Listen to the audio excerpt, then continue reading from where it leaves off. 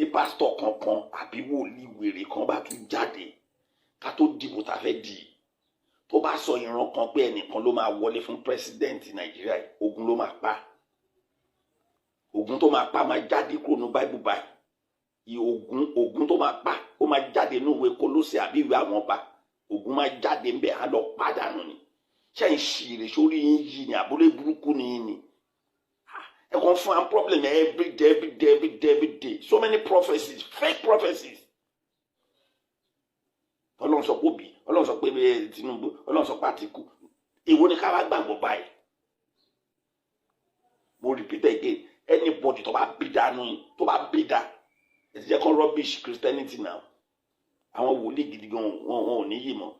òkè àwọn bàbá Adébóyè yẹn wọn ò ríran àbí àwọn ọmọràn rí ẹni tó bá tún ti bí dànù ẹ̀yin wòlíì tó bá ti bí dà kó sọ ìran wèrè kan